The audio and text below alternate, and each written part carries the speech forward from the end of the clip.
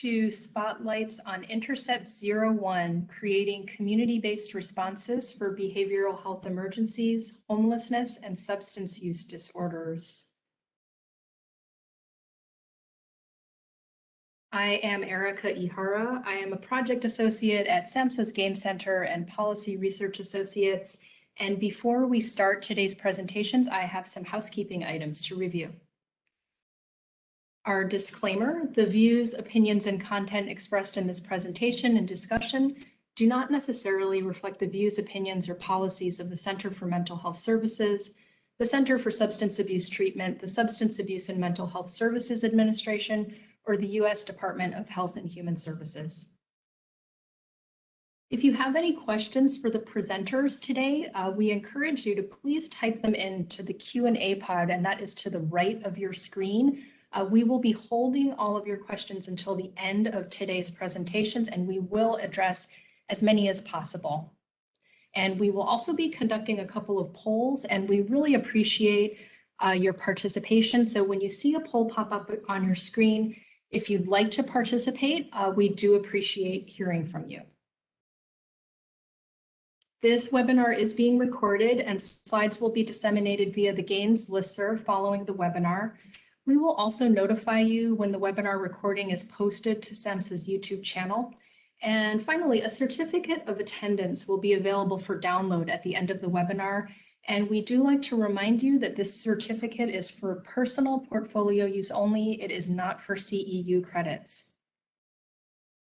There is Asl Interpretation for today's webinar, and to view Asl Interpretation, go to the layout in the upper right corner of your screen, select Hide Non-Video Participants, and then change the layout view to full screen, and finally select View All.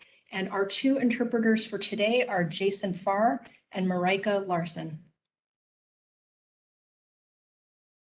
There is live captioning for this event, and to view live captioning, select the Accept button in the Multimedia pod, which is in the lower right corner of your screen. The color contrast can be changed as needed, and we do recommend high contrast style for best visibility. And next, I would like to introduce today's agenda. Coming up next, Commander David Barry will provide some comments from SAMHSA, followed by the presentations, and then we will have some time to address questions from the audience. So now I would like to turn this over to Commander David Barry of the United States Public Health Service Commission Corps for opening remarks. Commander Barry is Chief of the Community Support Programs Branch and Acting Chief of the Homeless Support Programs Branch at the Center for Mental Health Services at SAMHSA. Commander Barry? Thank you, and thank you all for attending today. As you know, behavioral health, homelessness, and substance use disorders remain prevalent issues across the nation. And this is more so after this past year when the challenges associated with COVID highlighted and contributed to the current state of behavioral health issues and concerns, not to mention many other things that happened across the nation over the past year.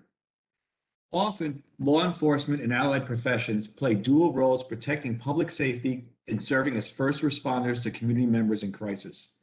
This dual role leads to the utilization of many community resources and varying challenges when providing assistance to those needing crisis and crisis respite services.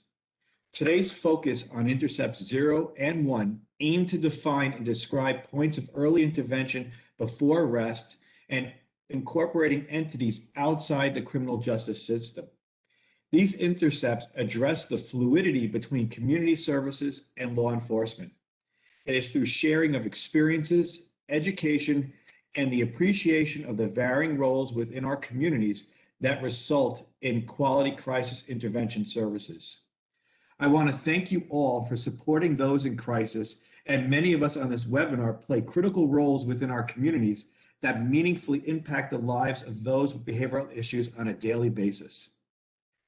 Thank you all, and I'll turn the virtual podium back over to Erica. Thank you so much. And now it is my pleasure to introduce our panel for today. Dr. Melissa Stein is Senior Research Associate at Policy Research Associates and SAMHSA's Gain Center and she provides research, technical assistance, and training services. She is also the lead for communications for SAMHSA's GAIN Center, as well as the lead for numerous technical assistance projects. And she's certified to provide sequential intercept model mapping workshops and train the trainer workshops for policy research associates trauma training for criminal justice professionals. Dr. Stein will be presenting today as well as moderating the Q&A session.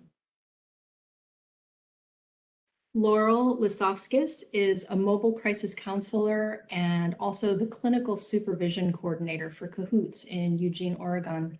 She brings many years of experience working as a counselor, both in healthcare and in public school settings, to the work she does at Cahoots. And she will be presenting today about her work and sharing her expertise in both crisis de-escalation and prevention.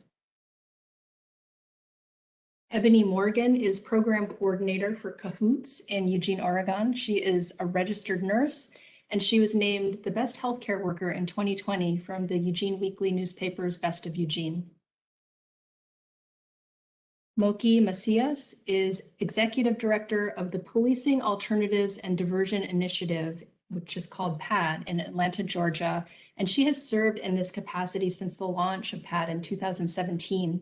She received her master's degree in city and regional planning from the Georgia Institute of Technology, and she spent over 15 years involved in community organizing, engagement, and in advocacy related to criminal justice reform and community development. And before I turn it over to Dr. Stein to begin the presentations, I'd just like to share a little bit about our audience today. So thank you to all of you who responded to our poll. It looks like the majority of folks are calling in from urban areas today, followed by rural and then suburban. And we have people calling in from several different professions, including community-based organizations, government, crisis services providers, judiciary, law enforcement, and a couple of you who have clicked the other box. So thank you all for letting us know about where you're calling from today and for participating in today's event. And without any further delays, I'm going to turn this over to Dr. Stein to begin the presentations. Thank you. Thank you, Erica. And good afternoon, everyone, and welcome. We are looking forward to sharing with you about two programs that are doing some significant work in the areas of Intercept 0 and 1. But what I would like to do first is just to do a quick review of the Sequential Intercept Model and highlight Intercept 0 and 1 and help you all think through what community resources or responses might be useful in your jurisdiction. And really what this gets us to is something that we are gaining more understanding around, and that is that we really need a public health approach to public safety when talking about supporting people with mental health or substance use disorders. Next slide. So if you're not familiar with it, this is a visual of the Sequential Intercept Model, and it shows how people generally move through the criminal justice system in a predictable way. So no matter where you are in the nation, you may use different terms for it. You may have a couple of different processes, but overall, the criminal justice system we see in most communities follow this pathway. So you'll see at Intercept 0, crisis lines. Hopefully you have some crisis care continuum services in place. And these are services intended to support people prior to any justice involvement with the intent of keeping people in the community. At Intercept 1, that's where you may see an encounter with law enforcement, which may or may not lead to an arrest. And if it does lead to arrest, then you move into Intercepts 2, where we're looking at some type of initial detention in a jail or holding cell. You're going to see people who are awaiting to have their bond, their bail set. You're going to see people who are not able to post bail, awaiting first court appearance or arraignment. And then moving into Intercept 3, you'll see people who haven't been able to post bail will remain in jail through their case. Here you see referrals to specialty courts coming into play, where people may receive additional support through some programming through a treatment court, whether that's a mental health court or a drug court. And at Intercept 3, we also see people's cases disposed. And so depending on that case outcome, people may move directly to the community. They may serve a sentence in jail and then move into Intercept 4 and experience reentry from the jail. They may serve a sentence in prison, and then when they move into Intercept 4, re-enter the community from prison. And then moving into Intercept 5, there may be some people who are released from prison on parole, or they may be released from jail under probation. And so when we look at community corrections, there you do see the arrows where if there is any potential violation, that will trigger a process for people to move back into the earlier intercepts and then once again go through this process. So that's just an overview of the SIM. And really what this highlights is that at every intercept, there's going to be an opportunity to surround people with services and resources that can both reduce the likelihood that they will be further involved in the justice system, as well as it will support their recovery. And really here for today's presentation, we're really going to focus on Intercepts 0 and 1. As we know that the services available at these two intercepts can make all the difference in terms of someone's success and recovery. Next slide, please. So when we're looking at Intercept 0, so again here, we're talking about prior to any involvement with the justice system. So here, we're hoping to see some call centers or crisis lines, whether that's a hotline or a warm line. We're looking at alternatives to 911, and one of which we will be hearing more about later in this presentation. In the community, we also can talk about dispatch and I'll cover this in the next slide as well, but our dispatch could potentially link with these call centers, the warm lines that exist in the community, and help troubleshoot a crisis that someone is going through. We also are seeing a growing number of community paramedic programs emerging across the country. And here we're seeing these programs set up the algorithms and processes needed to conduct medical clearance in the field and transport people directly to a behavioral health service rather than having to take them to the ER or to jail. We're also seeing in some communities that the community paramedic programs are equipping their staff to be able to do to work via telehealth with physicians to do assessments and even begin people on medication-assisted treatment, or what's also known as medication for opioid use disorder. And then there are a number of community-based services that can be very instrumental in an effective community response at Intercept 0. And peer run respite or peer run services are fundamental. So here you might see some peer run services that are non-clinical and non-correctional and provide a really safe and recovery-oriented place for people to either resolve their crisis or to begin to access treatment and services that they need. Many communities are we're seeing a growing number of certified community behavioral health clinics, and that is also a promising approach to increasing access to behavioral health services, particularly in rural communities. And then crisis clinics, sobering centers are also important. And I'll just point out, crisis clinics typically tend to be more of a clinical setting. So that's going to be a little bit more of a robust response compared to maybe something that's peer run. We're also seeing an increased number of mobile crisis teams, and so we'll certainly be hearing from one later in this presentation. But assertive community treatment teams are also really important. And so ACT teams tend to provide a little bit higher level of service, particularly for individuals that are very sick, with mental illness.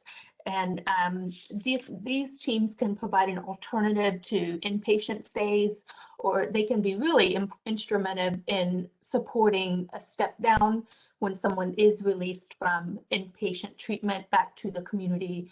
We're seeing the ACT teams as being an important component of ensuring that person can be successful in the community. Next slide, please. And then at Intercept 1, here is where we are seeing a response or an interaction with law enforcement, but there's a lot that can happen here to ensure that people with mental illness or substance use disorders are supported. And so the first thing that we really look at is what is going on with dispatch.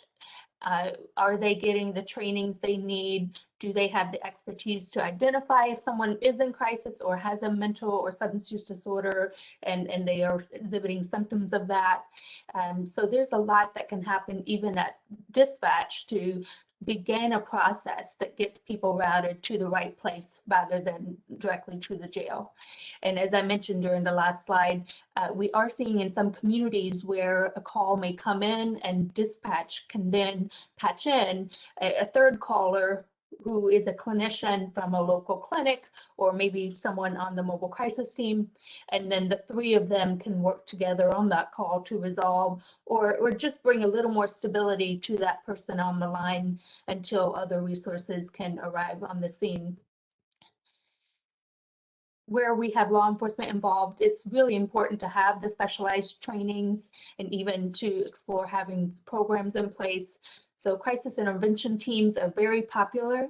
We see this used in a couple of different ways. Some jurisdictions just do a 40-hour crisis CIT training for all of or a proportion of their department. Other jurisdictions will do the 40-hour training, but also have more of a program where they establish partnerships and have places where people can be dropped off or referred to if there is a mental health or substance use crisis. So the CIT teams, the training, and having more of that wraparound type programming is important. Some communities are also establishing law enforcement assisted diversion, where law enforcement are helping to divert people with a substance use disorder from the justice system directly into treatment.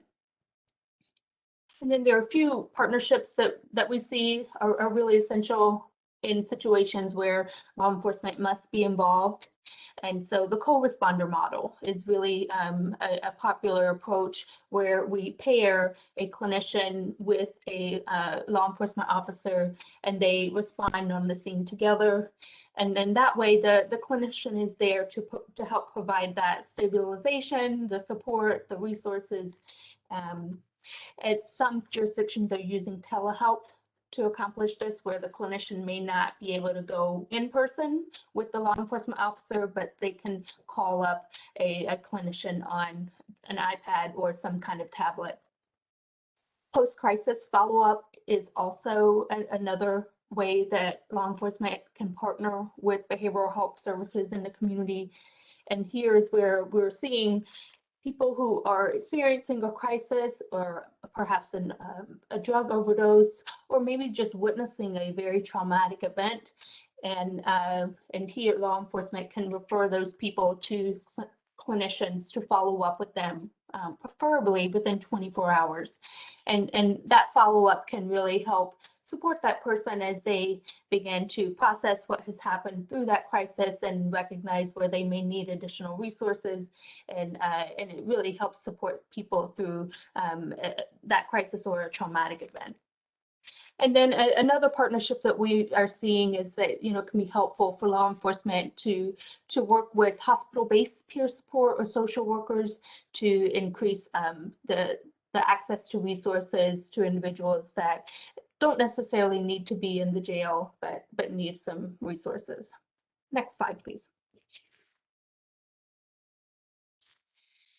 So here is just kind of a laundry list of other elements of crisis care that you may want to think about in terms of what's available in your community.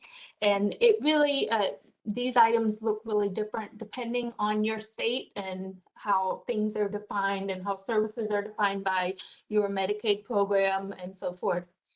But this is just a general idea. So a really important aspect of the crisis care continuum is having peer supporters or peer navigators in emergency rooms. And this can do two things. One, it can help reduce reliance on our emergency departments. If someone can get the resources they need, they may be less likely to return to the ER. But this is also important for helping link people with the resources they need for recovery. And so using those peer navigators, those people with the lived experience, we can then help people really begin to access the level of services they need. Medical and social detox is also important. And so some jurisdictions just have a social detox where people are free to come in and have a safe place to detox from a substance. Other places may have a more clinical medical detox where the setting, so again, is more clinical and there's a higher level of medical oversight of people going through that detoxification process. And so again, how these resources look in your community really will depend on your community. So the length of stay may be different, the type of, whether it's residential or a short, just 2 to 6 day stay, that might vary. But we do want to just emphasize the importance of medication assisted programs. And so particularly in states where Medicaid was not expanded, many people interacting with the justice system may not have health insurance. And so we are seeing that in those states, medication assistance is really instrumental to ensuring that people can access the medications they need, particularly if they are receiving medications for opioid use disorder. Then having assistance with covering their medications can be critical to ensuring that continuity in care. Next slide, please.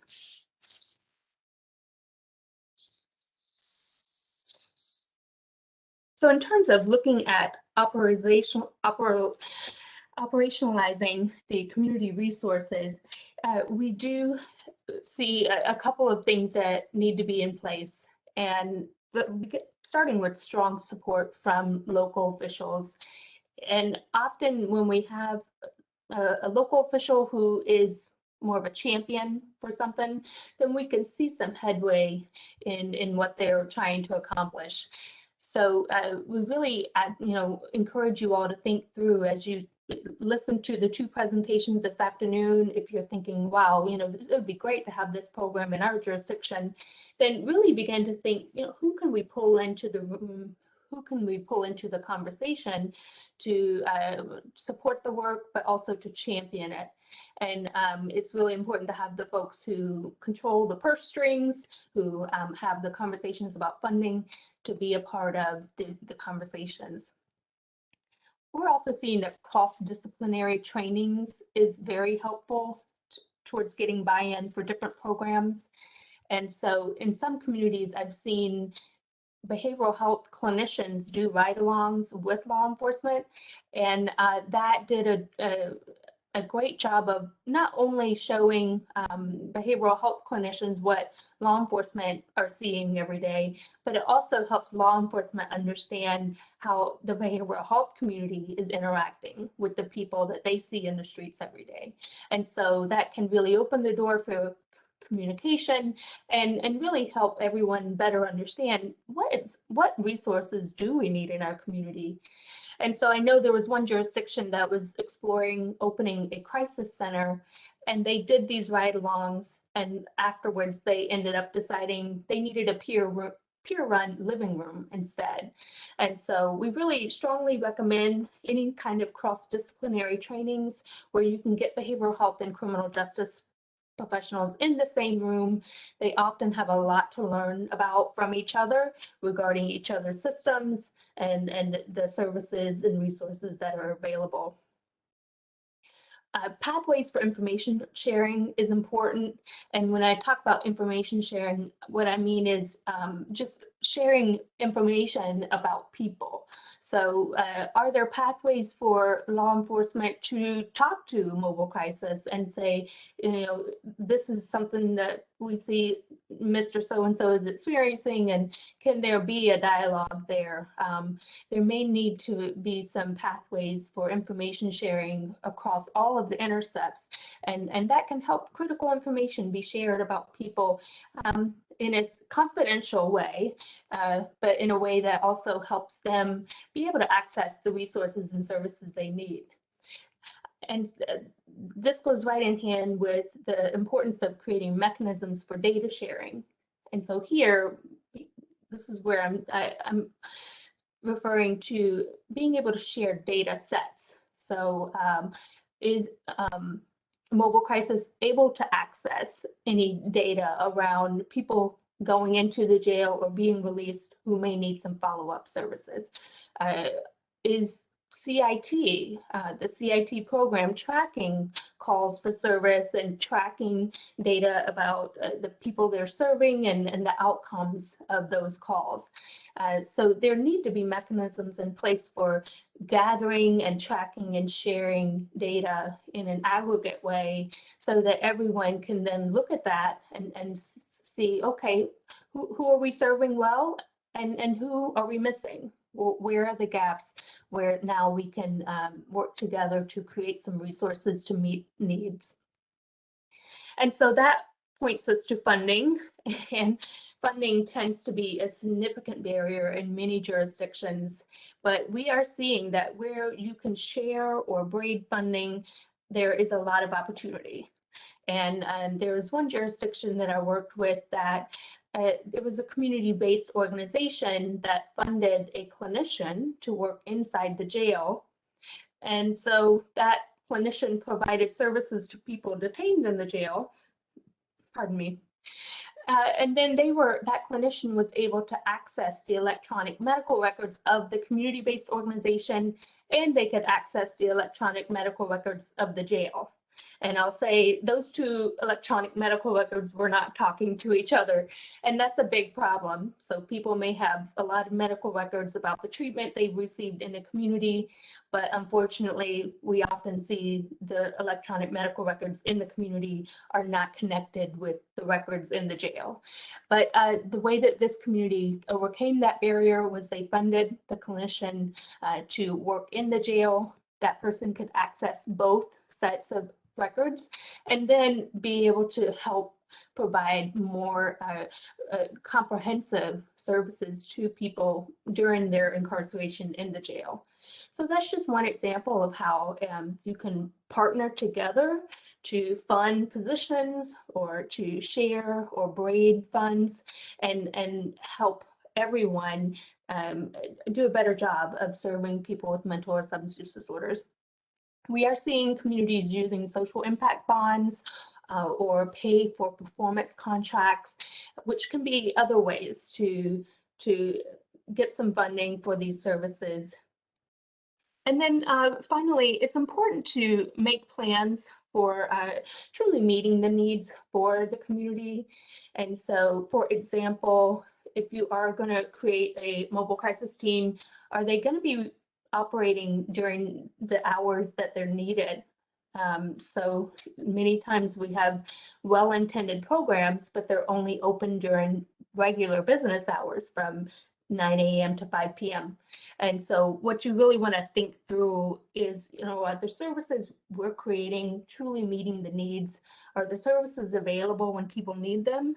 Are we providing the right services? Do we need more clinical services, or do we need more peer run services, or do we need more services in the jail to better support people? For instance, is there medication-assisted treatment available to people in jails? So you'll really want to think through what are those plans you are making and make sure that it's going to truly meet the needs that you're seeing in the community. So two organizations that are showing us how to move in this direction are PAD and the Cahoots program. And so I am now going to turn it over to Ebony and Laurel at Cahoots, and they will be sharing with us about their program. Thank you so much for that. This is Ebony with Cahoots. I'm the Cahoots program coordinator. Cahoots is a 24/7 mobile crisis intervention program in the Eugene and Springfield, Oregon area, dispatched by the police dispatchers at our local comm center. And we're part of a larger organization called Whitebird Clinic, which is a collective environment where everyone works together to figure out how we're going to meet the needs of our clients the best way possible in our specific community. And doing that through lenses that are client-centered, rooted in harm reduction, and always providing trauma-informed care. We are a collective environment, so everybody's voice holds as much value, and that is part of how we got to come to some creative solutions for how we're responding to needs in the community. And within the larger agency of Whitebird, we have a whole range of services that are offered that we can easily connect people to. We've got medical and dental and substance treatment and resources available, so we can really try to figure out what's going to be most helpful to the client and work together to provide those things. It wasn't until 31 years ago that Cahoots became a program of Whitebird and really started going out into the community officially to help people's needs get addressed where they were, rather than needing the police to show up and do that for them. It was a collaboration with a lot of meetings, and we still meet monthly with our police partners to figure out how we're going to best serve the community within the systems that already exist for them, so that we can be as available and as effective as possible.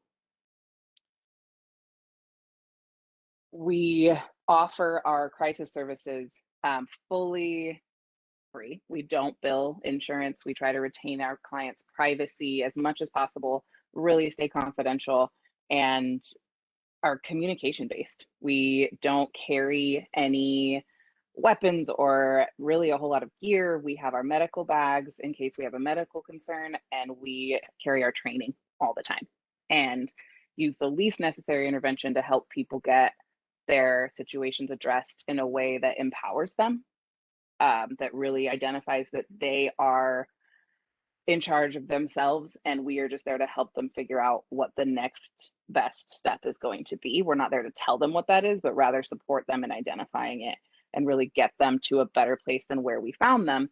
And in that, we get to divert those calls from the other agencies and get people the appropriate resource.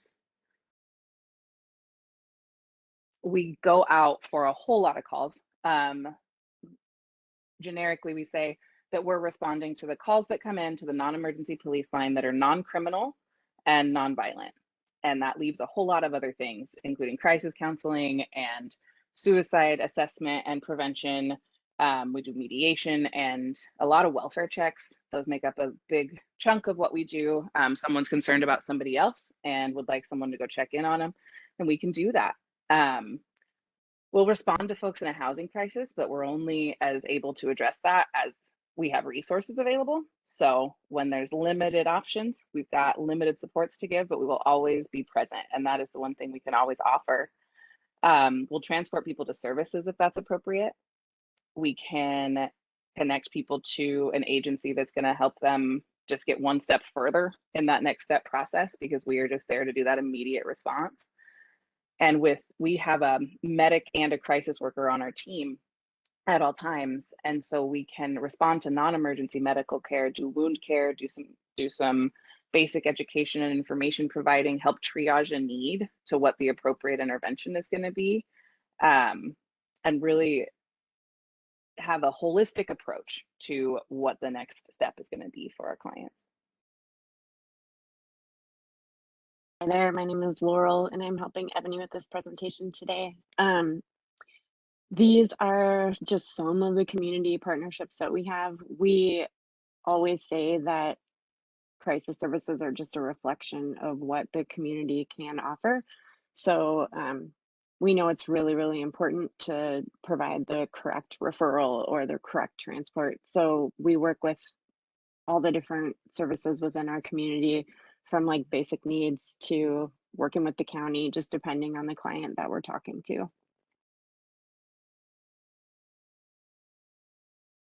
Just a little bit about us. We are, as Ebony said, an integrated healthcare service. So we have medics and crisis workers in pairs that ride on the vans, and we try to bring a diverse experience of people to the work that we do.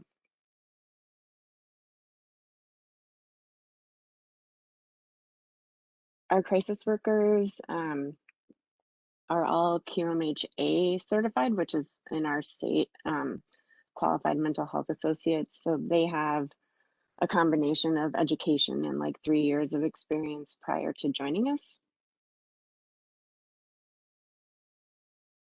And our medics kind of range all the way from like Ebony's role as a nurse to EMT basic, but work within the scope of a mobile health clinic. So just sort of trying to like help folks out with, yeah, a ton of wound care, honestly. And, you know, not everyone needs to go to the hospital for their medical needs. So we try to assess what's going on with them. And then if we need more support, we can ask for it. We have like a really strong training process. We do about 500 hours in the field with our trainees. They join as a third on the van. And then we also have an academy, which is like at the onset of the training process, where we do about 40 hours of class time, just sort of getting through all the different things that we're doing out in the community. We also do a bunch of continuing education. Every month we offer our Kahootians, all kinds of different educational opportunities. We're funded through the police department in Eugene, the city, and then in Springfield, which is our sister city. We've been in Springfield for about 6 years now, and that program is funded through both the city and primarily the county. And that is where I do a lot of my work, is in discussing our funding and figuring out the best way to get our operations up to the capacity that will serve our communities, because the need is ever growing. And funding is, as mentioned earlier, really hard to come by, and figuring out the best way to be cost effective and meet the needs. This slide shows 1.6 million from 2018, and I can say now we're over 2 million in our operating budget. Part of how we get out in the community is we're dispatched through the police dispatch, the communications center. They take the calls, triage them, make sure that there's not a criminal aspect. Nobody's asking for something that law enforcement would need to do, because we're not trained law enforcement professionals. We are a contractor with the city to provide this mobile crisis service. So dispatch gets the call and sends us out on the police radios that we wear all day. Yeah, and oh, sorry, go ahead. This is just an overview of how that workflow looks, and that the call comes into that center. They assess the need, if it needs to be cahoots, the paramedics, firefighters, or the police department. And it can be a combination of any one of those things. We do work with our dispatchers. We just provided a week and a half, several different sessions of de-escalation training. So we try to work with our dispatchers to not only like have the correct algorithms, but also kind of to share that client-centered focus that we have, so they can have those skills as well.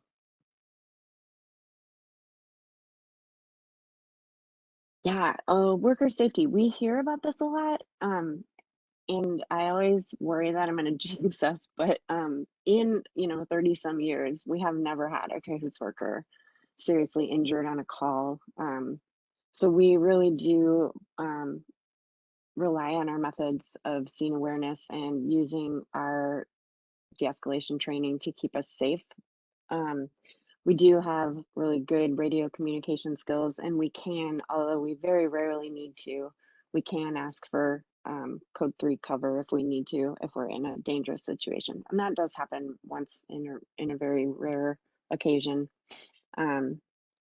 But also, yeah, I would mention just the way that we look and dress. We're very casually dressed. You'll see those police radios on us, but that's really the only thing that signals us as sort of like public safety. We're wearing hoodies and sweatshirts and t-shirts, and we try to like appear very casual when we're working with people. And then there's just a little bit on here around self-care and clinical debriefs, and I'll emphasize that for sure because this work can be super traumatizing. As everyone knows, it's really hard to go from call to call and carry the trauma of the community. So we have a strong emphasis on self-care and on debriefing spaces where we sort of talk through the things that happen and rely upon each other for support. And then, yeah, intuition, spidey sense is super important. We rely on that heavily as well. And we always listen to each other. We love the fact that we work in teams of 2. So we always have sort of someone keeping an eye on the scene and someone else based on whatever, rapport is built or whatever skill set is needed. There's someone interacting with the client and someone else keeping an eye on the situation.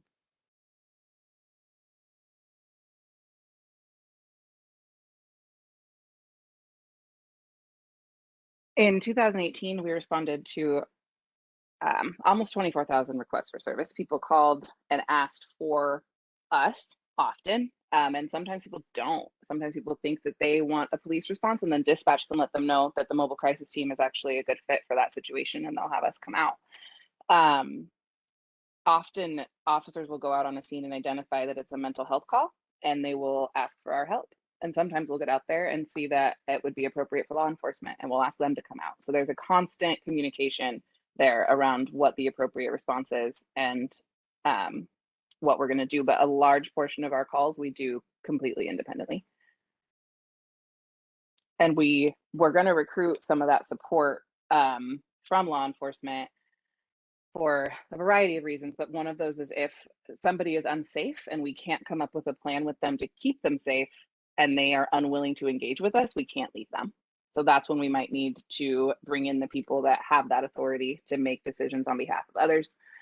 We have very intentionally not taken on that responsibility because the trust of the community, their ability to know that we can come and work with them and it's at their consent, is really important to how we operate. Our goal is never to tell someone what they need or judge them. It is purely to be helpful in ways that are going to work for them in that moment. This is just sort of an outline of the types of calls that we see or the factors within those calls. We do see a lot of severe and persistent mental illness, provide a lot of crisis counseling, helping people get back to their baseline prior to their crisis.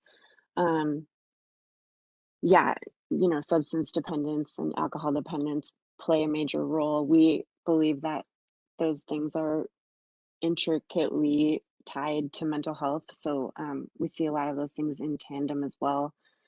And then we do carry some snacks and water and basic gear on the van. So we do have that like trust with the unhoused community when they just want to talk and ask for some supplies. We can help them out as well.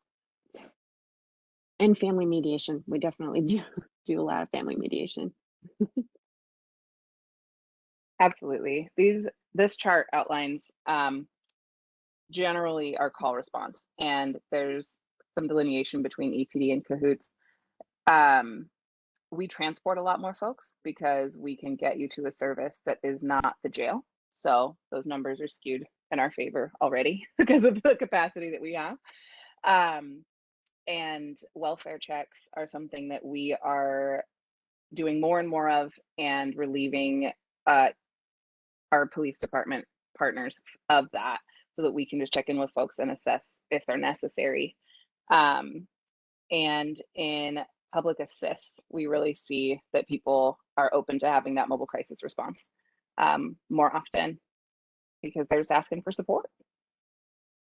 Yeah, and even the calls that we end up taking people to the hospital or to a sobering environment where police would have taken them, it's super nice for officers to be able to ask for us to come and do that with someone who's got the capacity to cooperate and they don't have to go in handcuffs because we know that that can make things so much worse.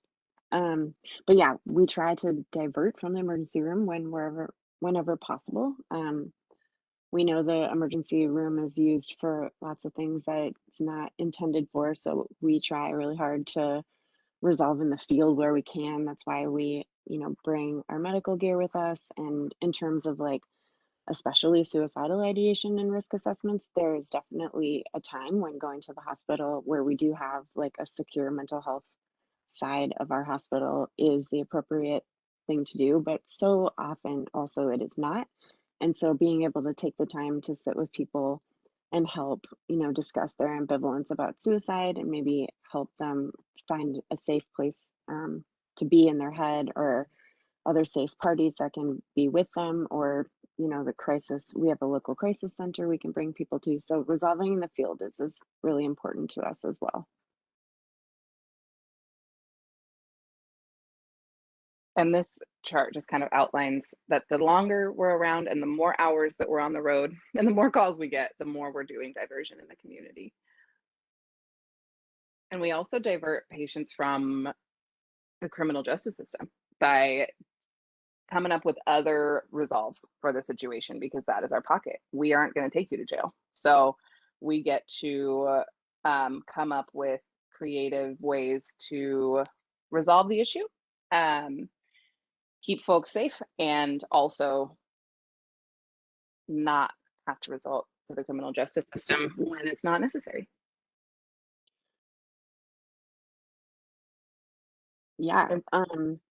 This is like just a little pie of like where we do end up taking people when we do transport them. And during the day, someone could easily go to urgent care instead of the hospital, right? Or if someone is like, yeah, maybe feeling really hopeless, and we get to a space where we're figuring out why they're feeling so hopeless, and it's because they're unhoused or because they're not getting their needs met in these other social service departments, then we want to bring them to those places and make those warm handoffs and connections with people. And that's what we strive to do. We also have a court team, and this is like, so in crisis work, right? We're not case managers, we're not trying to do a ton of follow up, but we do absolutely note that that is needed, especially with folks who have multiple crises or whose mental health is really fragile. So we do have a downtown team that works to follow up with those folks and try to see, get to know them on a more regular basis. We do, in crisis work, we do see people over and over again sometimes, and those are the people we're going to be referring to these other, like this program, and then there are several others in our community. So we're kind of identifying those folks by seeing them really frequently and trying to find more support for them. We just kind of to follow up on that thought, these are some of the other things in our community that we can connect people to, and I would love to highlight the high risk team. That's like for me, the high risk team and the Fuse team, the frequent users systems engagement team. Those teams are collaborative, so all kinds of different agencies in the community meet to discuss how we can be helpful to clients that are super disorganized. The high risk team is sort of on thoughts around like commitment or alternatives to commitment, where we're seeing really super disorganized folks that are at a high risk of harming themselves and trying to intervene before something bad happens. Frequent user systems engagement is a consent-based organization where we're working with folks that are really disorganized and that might need supportive housing and trying to help them get into those systems.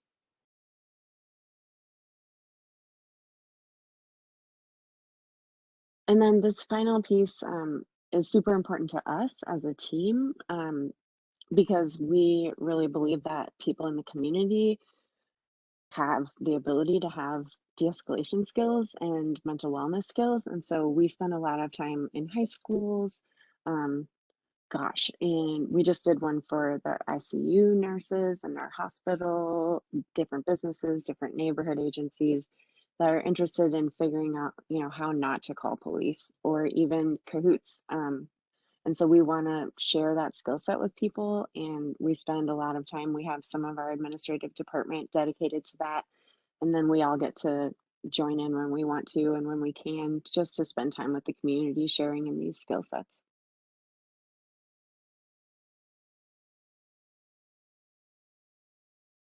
Yeah, that's cahoots. Thank you so much for listening.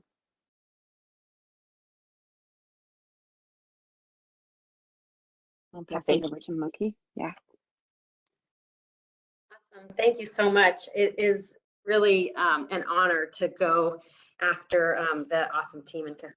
All I think I would join many across the country that have been watching and learning from y'all in the work that you're doing. So I appreciate that. I'm Mookie Macias. I'm the Executive Director for Policing Alternatives and Diversion Initiative, affectionately known as PAD, in Atlanta, Georgia. So I'm happy today to get to share some of my thoughts with you about the work that we're doing, which I think in many ways aligns in values, certainly, and also in some of our strategies with the Cahoots model. So, so I hope that is going to be useful for folks.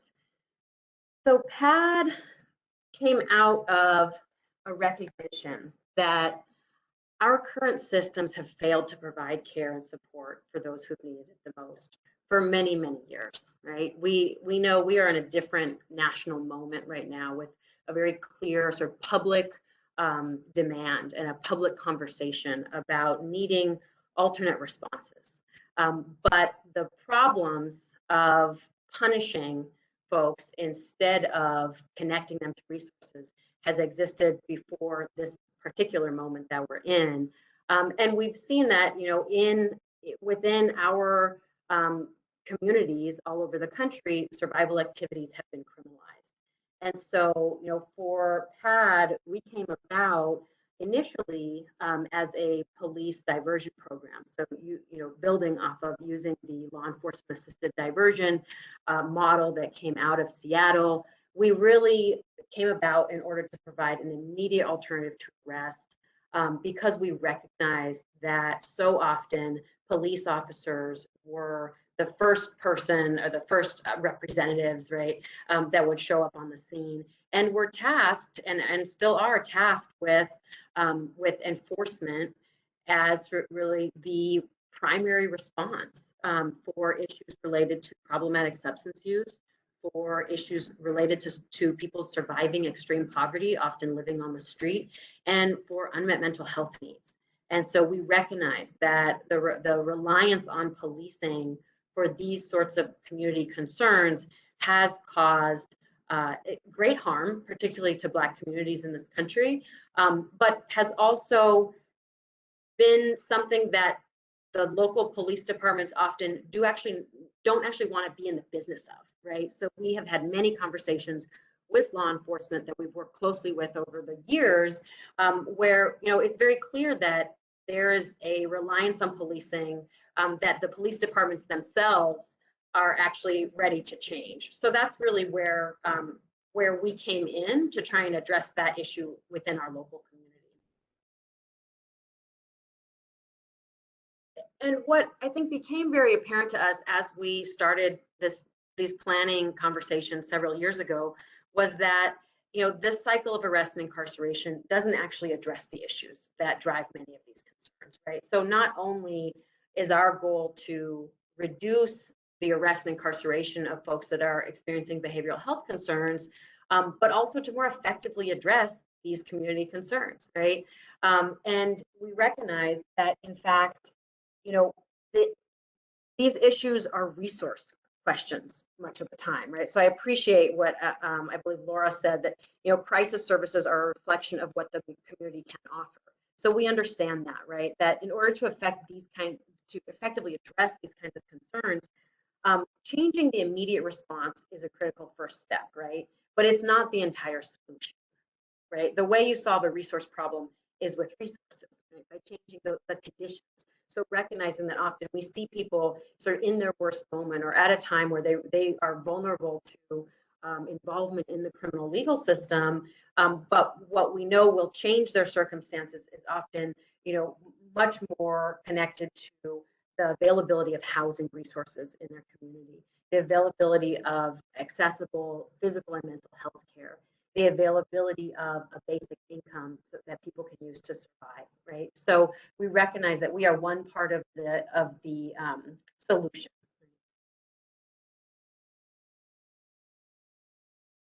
So PAD is, we like to think it is a new approach to community safety and wellness, and it's done in collaboration with the many different, both public and private stakeholders that we rely on to help address these kind of concerns, to reduce arrest and incarceration, and to increase the accessibility of the kind of services that I was just describing.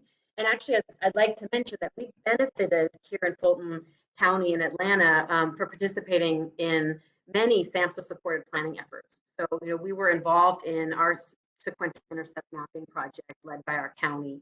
We're involved in several communities of practice. So that has been really a key part of developing these strategies, is having these stakeholders at the table so that we can address where there are breakdowns in how our, if we have folks that already have open cases or get rearrested, that we can contact the prosecutor's offices, that we can work with the public defender office, that we're working closely with our local public hospital so that we are able to address the individuals that we know we're seeing frequently, the jail is seeing frequently, our local hospital is seeing frequently, right? So just recognizing we need to be in conversation and collaborative planning for these types of efforts, excuse me. So this is about half of our PAD team.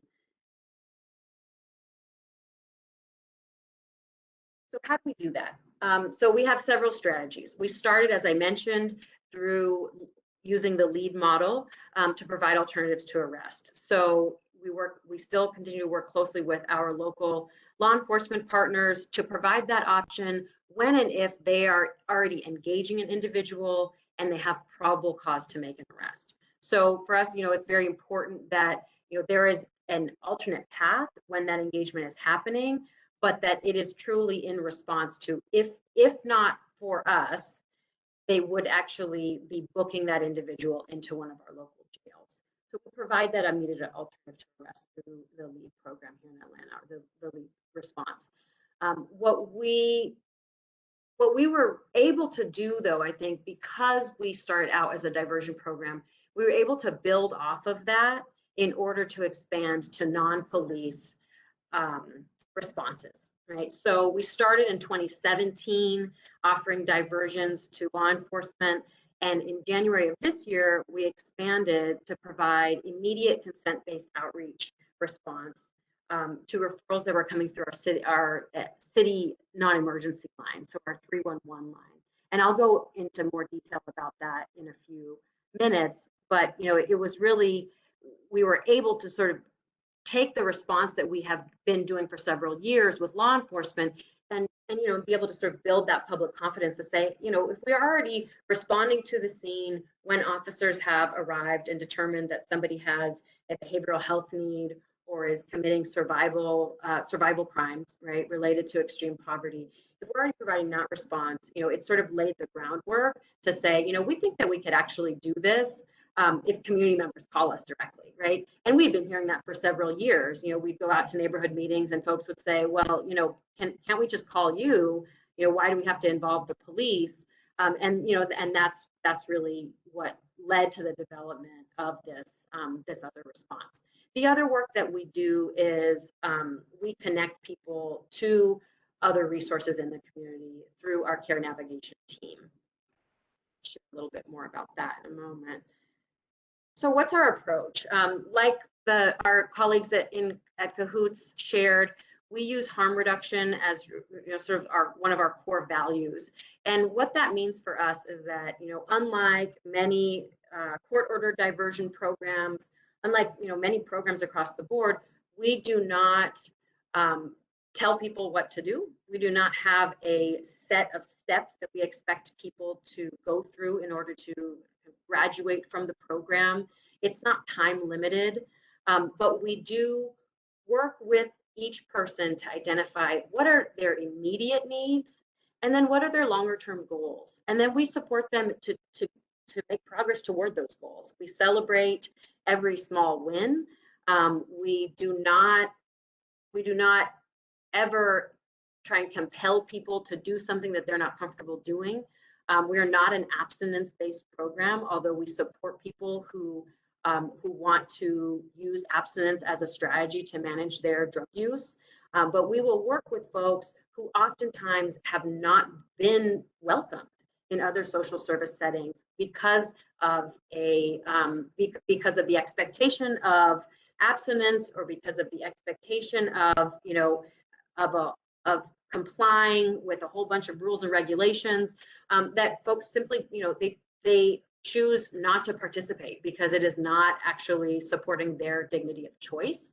And it's not relationship based, right? It's not actually on who they are as an individual and what they want to see for themselves. So that's really important for us. And this is a photo here of one of our participants. And just to share with you, for many of our participants, they connect with us once, and then they may choose not to work with us until a few months later down the line, right? We also see many of the same people multiple times, but what we are able to do as we keep working with people is, as we celebrate those small wins, as we get people connected to resources that they're identifying as would be useful to us, we're able to see real positive changes, So for Mr. Burke here, he was able to connect to mental health care. He was able to address his substance use and figure out, what he wanted to do in terms of managing his substance use. And he was able to access permanent supportive housing. And so, for us, our best case scenario is that when we're connected with somebody, we're able to connect them into a broad network of holistic services and supports. Recognizing that our community, like most others, does not have the entire ecosystem that we need of services and supports and resources, we end up working pretty extensively for quite a while with many of the folks we're connected to. And that's our care navigation work. So we have, in-house care navigators who, basically function as case managers and really, stay alongside our participants as we work with them.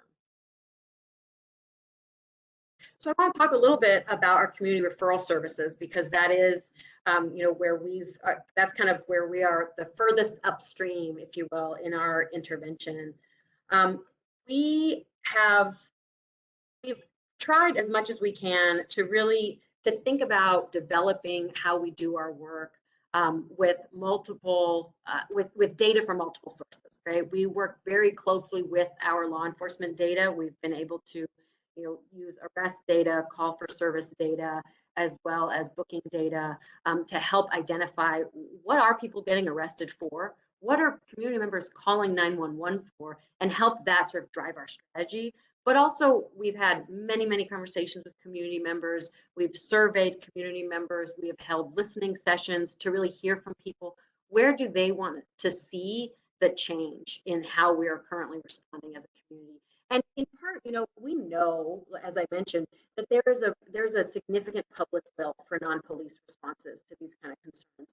But this kind of planning process really helps substantiate that, as well as gives us more information to be more strategic about how we begin to tackle it. Recognizing that, any beginning step is, it's not ever enough, right? We are at the beginning stages of making a massive sea change in the kind of ways that we respond.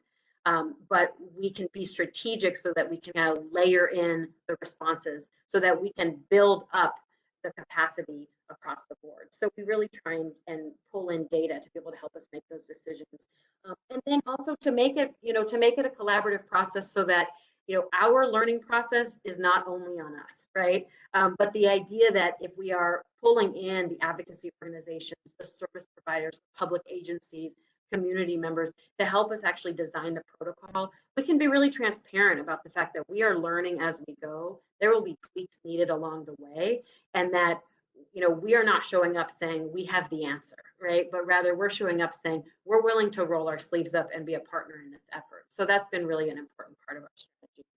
So I want to talk a little bit about one piece of analysis that we did in order to help us define what kinds of calls we should be responding to through our partnership with 311. And this is a little bit in the weeds, but I think it's worth talking about only because there is I think, relevant lessons for other communities. So we looked at the analysis of 911 calls for our area. We have about 1 million calls a year coming into our call center, and we looked at about 3.5 years worth of data. From this data set, we identified calls of focus, and these were calls, which I'll share on the next slide actually, but these were calls that we thought could be suitable for diversion or deflection. So the call codes are very broad. It's, we have to make some assumptions about what may or may not, be a possible call that would work for a non-police response team. But we tried to give ourselves, something to work with, to be able to look at and identify what was going on with these calls. We found 2 pieces of information that I think was very useful to us. One is that 41% of those calls, of those approximately 600,000 calls, actually came through our non-emergency number. So somebody was going into the APD website, finding this random 7-digit number and calling it, but just because of the way our dispatch system functions, which I think is similar in other places often, that number was actually getting routed directly into our 911 system. So you had people sort of self-selecting, trying to say, I don't think this is really a 911 call, but I do need some assistance. And they were getting pushed into the emergency response system. So we thought that was very interesting. The other piece of information that was useful in understanding this was that we identified that the vast majority of these calls of focus were assigned either a 20-minute or a 50-minute response time. 50-minute response is like the highest, the longest call time that can be assigned. So it was clear that these weren't, all calls. These weren't show up in 10 minutes. These were calls that were being assigned a lower level of priority, often because most likely they were not what you would imagine a sort of true emergency call. So the types of calls, that we looked at were, everything from suspicious person to demented person, public indecency, person screaming, intoxicated person. So you can imagine that, there are calls in there that would be most appropriate for the 911 system, but many calls in there actually, may not need to be coming through that system whatsoever. And so that was a big part of why we decided to pitch this idea of actually working through the 311 public number for non-emergency city services. So this is where we landed. The challenge for us is that many of these activities are criminalized, right? So we don't want to continue criminalizing these activities in our description, but we also want to be really clear with folks that we're not asking community members to go out and see somebody who's sleeping on the sidewalk and call us up, right? We're really trying to get to those issues where something is happening, the person seems in need of assistance, or the community member would otherwise call the police, but are choosing to do something else, right? So, good example is, small business owner, we have an individual who keeps relieving themselves in front of our business. We show up every morning, they're sleeping there, there's, feces everywhere. And we know that this individual likely needs support and assistance. We don't want this person to be taken to jail, but this is not really something we can handle on our own, right? So often related to people experiencing homelessness, often related to people experiencing unmet mental health needs. And there's sort of a gray area there of, we are not a crisis response team, but we do often respond to people who are experiencing, some level of crisis or concern, right? So there's a lot of community education that goes into what we are able to do, and what we're not. But for us, we have a 2-person team, we dispatch in 2-person teams, I should say.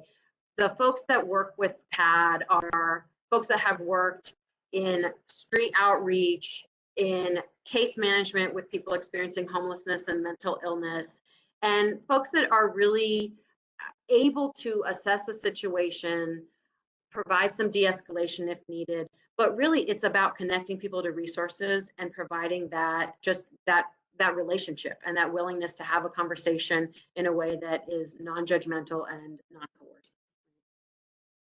So what happens when calls come into the 311 line is there's actually a dedicated team at the City of Atlanta's 311 call center, and they will identify, if there are calls that would be more appropriate for another response.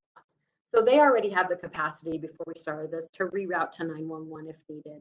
A good example of that would be somebody who is, they're unconscious on a park bench. It looks like they may, have overdosed. That's a situation that we would reroute to EMS, right? So the 311 call agents they'll reroute to 911. They'll reroute resource requests to 211 often if it's just asking for referrals. They can also reroute to our mobile crisis line through the Georgia Crisis and Access line, peer-to-peer warm lines, as well as then our team for response. Often, they will provide more information to individuals over the phone, especially if they're calling for resources for themselves. But they're really looking to identify, what are those concerns that if our team doesn't show up, it will likely result in some police involvement as really the primary calls for us. On our end, our team will go out to the scene. Sometimes, we will schedule an outreach call so that we may not arrive immediately because we know this individual has been in the area for a while. We can communicate with the caller and schedule a good time for us to come out. But when we assess the situation, our commitment for those calls that need more immediate response is to show up within 30 minutes. Right now, our response time is an average of 14 minutes. And then we work with folks on addressing their immediate basic needs, and then also connecting them to longer term support or resources based on their needs. So it really is, it's a problem solving sort of approach. And then we also call back the callers if they provide their information in order to give them some information about what our response was. We really try and we do respect the privacy and dignity of the folks that we were referred to reach out to.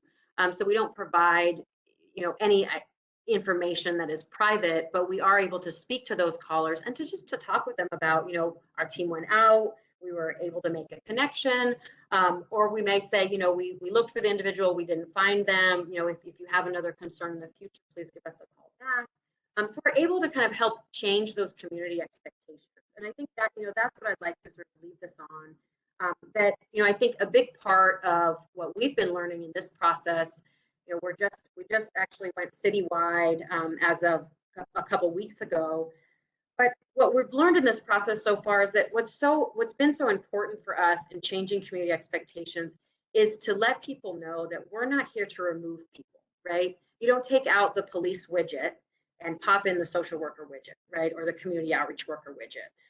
We don't remove people to jail, obviously, but we also aren't showing up to just simply remove people to hospitalization or, some other kind of, institutional setting to just, get people out of the area, right? We show up and we offer support. And that's a big change when the expectation has been, well, especially because so many of these activities are criminalized. If I call 911, the person will end up, basically disappearing in a police car, right? So I think it's a huge shift in what the expectations are to say, that what it looks like to have alternate responders means that we as a community need to invest much more heavily in the kinds of resources that people need to live healthy and dignified lives. And also that we all need to be better neighbors in recognizing that people are surviving in really harsh conditions. And sometimes that means that, we are bearing witness to that and trying to offer support in the way that respects their dignity of choice as much as possible. That is it from me. Thank you so much. All right. Thank you so much to all of our presenters, and we have a lot of questions that have come through the Q&A, which was absolutely expected. We knew that people would be very interested in these presentations, so I'm just going to dive into them. And there were a couple at the beginning about the sequential intercept model, so I am going to ask if Erica or Ashley, if you could just pop back to the sequential intercept model image slide. I'll just answer those questions right quick, and then we'll get right into questions about PAD and Cahoots. So there were a few questions about where are we if people call 911 and then they end up having, there's a response from the community, what is that considered, Intercept 0, 1, or something in between? And so what we recognize is through the arrows on this image, there's going to be a lot of interaction between all of these intercepts. And so we don't really distinguish, is it 0.1, 1.5? What we do is we just have intercept 0 and 1, and we recognize that there's going to be a lot of interaction, and that emphasizes the great need for collaboration, partnership, information sharing, and so forth, because as our presentations have shown, processes look like are evolving. And so there are many communities where people can call 911, that call is now going to get routed somewhere else, and then people will be linked to the crisis care continuum back in Intercept 0. So we don't have any particular 0.1, 0.5. We just recognize through the arrows on the image that they're all connected. And there might be some, let's see, there were a couple more questions about the SIM. Just going to read them right quick. And so, yes, there's always going to be some opportunities for other responders other than law enforcement to respond to a 911 call. And as Moki just described, there's opportunities to even think through how do we use other lines to respond to calls. And then there was a question about 988, and so we are gearing up to really see the implementation of the law around 988 calls. And there is a law in place now that will require all phone providers to implement 988 call service by July 22. And so instead of giving a lot of going into detail about that, and there's a lot more to that than we can cover during today's Q&A. What I'm going to do instead is just drop a link directly to a presentation that we are holding later this month, and I dropped that into the Q&A and into the chat.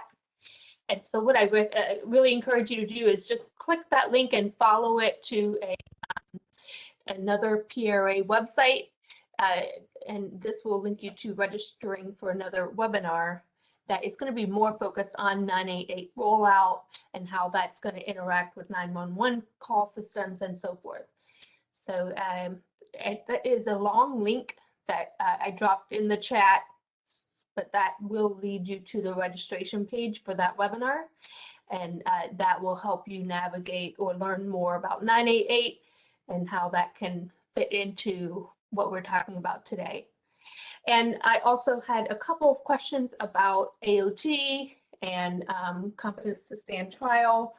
So again, here someone asked for some resources. How can we educate people on the difference between civil and criminal law? And the same person mentioned that they thought that assisted outpatient treatment should have been mentioned when I was covering the list of services in Intercept 0 and 1. And so, yes, that is yet another example of a service that could be provided. It is more on the civil side. So we didn't mention it today because we're focused a lot on the criminal justice side, but there is certainly, again, interaction between all of these systems. So there are a number of people encountering law enforcement, even being booked into the jail, that could be routed into assisted outpatient treatment. So yes, that is yet another resource that people should be thinking about, particularly for people with severe mental illness. And so I am going to drop yet another link into the website, into the chat box and the Q&A. And this will provide you with more information about the competence process. And feel free to share that link with anyone that you would like to learn more about the civil and criminal processes. That link can provide a lot of helpful information. Okay, and then finally, there was a question about the role of programs, providers, and Intercepts 2 and through 5 being in part to help facilitate movement of individuals from 2 and 5 back to Intercepts 0 and 1. And the person said, reflectively, if I provide services to individuals at Intercepts 0 and 1, would it be appropriate to describe my role in part to keep individuals from meeting with or moving to Intercepts outside Intercept 0 and 1. I'm just going to read that again. So yes, if you're providing services in Intercepts 0 and 1, we really consider that very important for potentially reducing further involvement of people in these later intercepts. And so that is one of the main reasons we added Intercept Zero to the Sequential Intercept Model back in 2017, because we started to recognize how critically important it is that we have these community-based services that could prevent that interaction with the justice system to begin with. And what I meant to say during the earlier presentation was that at each of the Intercepts 2, 3, 4, 5, you have people leaving either the justice system or leaving a jail or prison, and they are going back to the community. So if you don't have resources in place at Intercept 0 or 1, people who are coming out of, for example, maybe they're posting bail and coming out of jail at Intercept 2, or maybe they've been released from jail under the supervision of a specialty court at Intercept 3.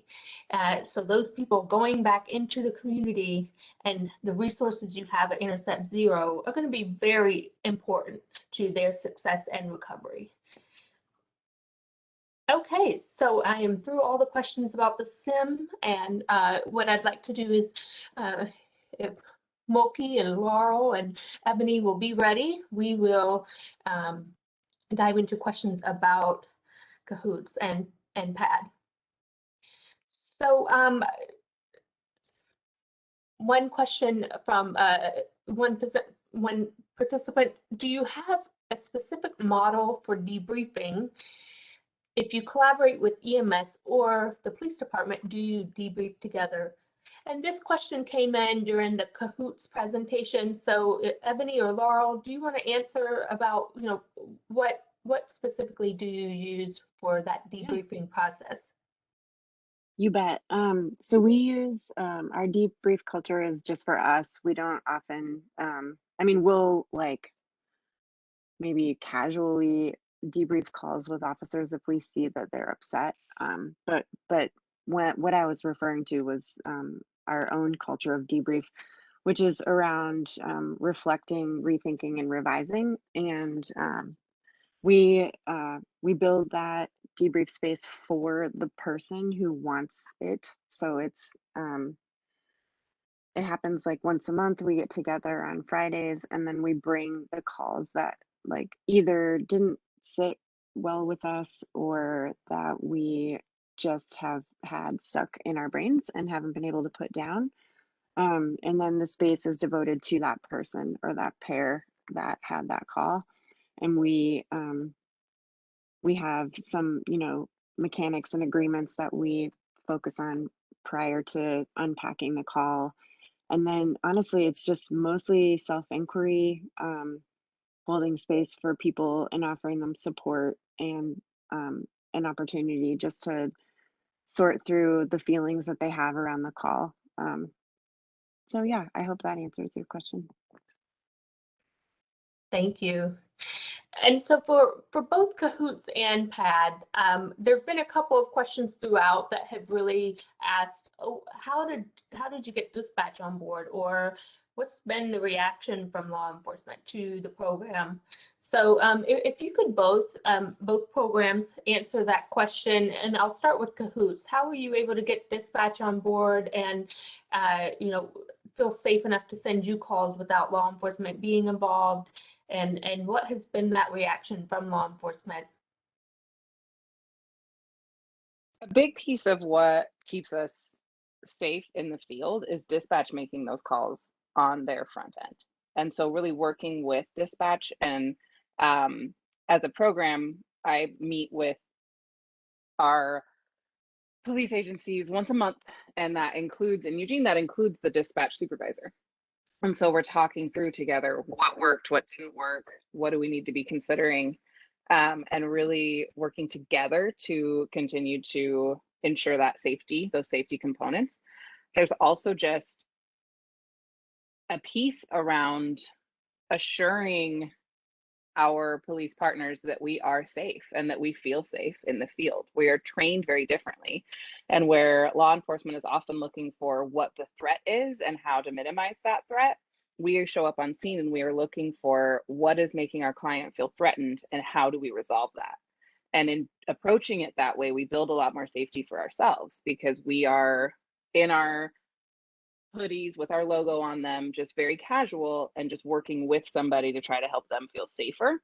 And because we're not carrying weapons, people don't necessarily feel threatened by us. And so I think there's a difference in the work that we're going out to do, the call types that we're being given, and inherently just the safety of those calls. And so it's really working with them to understand the differences and why the different approaches result in different levels of safety, and that we can take those. And the more that we successfully take on calls, the more call types they've been willing to give us over the years, the more scope we've been able to adopt, because we've seen the success of it.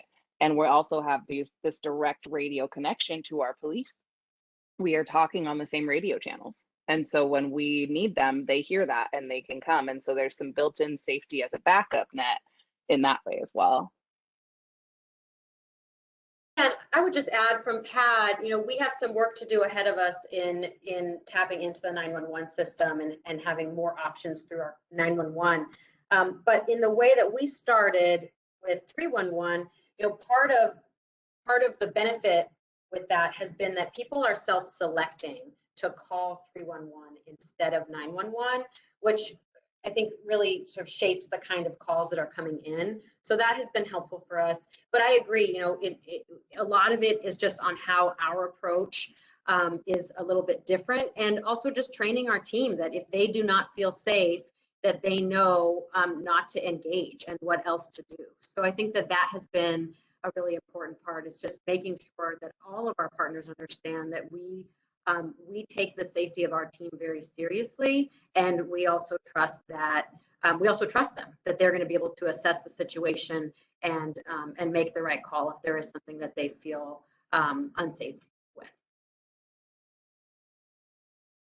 All right, thank you so much to both of you. And unfortunately, we are at the end of our webinar today.